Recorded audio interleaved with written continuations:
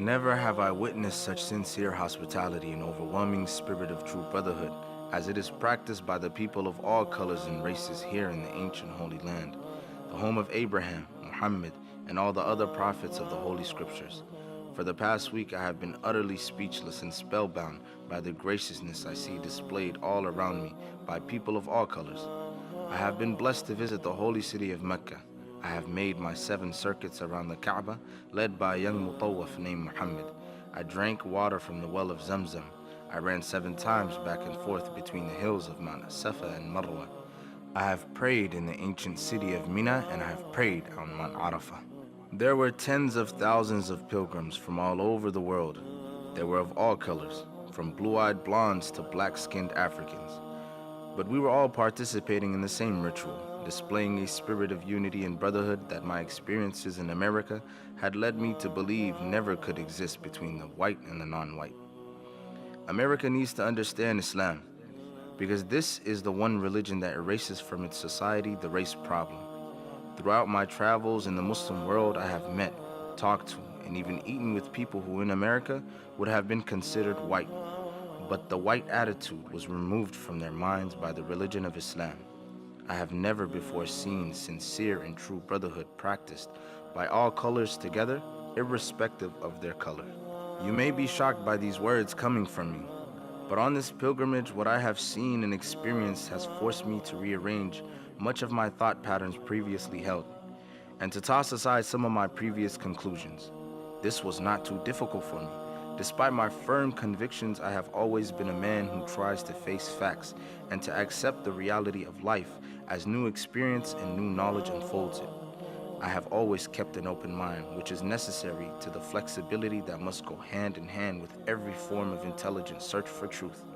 During the past 11 days here in the Muslim world, I have eaten from the same plate, drunk from the same glass, and slept on the same bed or on the same rug, while praying to the same God with fellow Muslims, whose eyes were the bluest of blue, whose hair was the blondest of blonde, and whose skin was the whitest of white.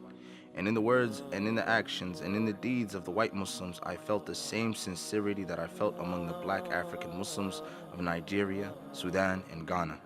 We were truly all the same brothers, because their belief in one God had removed the white from their minds, the white from their behavior, and the white from their attitude.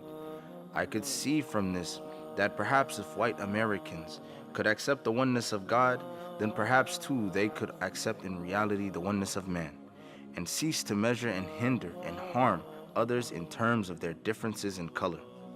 With racism plaguing America like an incurable cancer, the so-called Christian white American heart should be more receptive to a proven solution to such a destructive problem.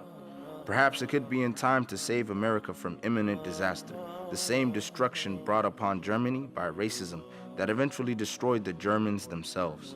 Each hour here in the Holy Land enables me to have greater spiritual insight into what is happening in America between black and white. The American Negro can never be blamed for his racial animosities. He is only reacting to 400 years of the conscious racism of the American whites. But as racism leads America up the suicide path, I do believe, from the experiences that I've had with them, that the whites of the younger generation in the colleges and universities will see the handwriting on the walls, and many of them will turn to the spiritual path of truth, the only way left to America to ward off the disasters that racism inevitably must lead to.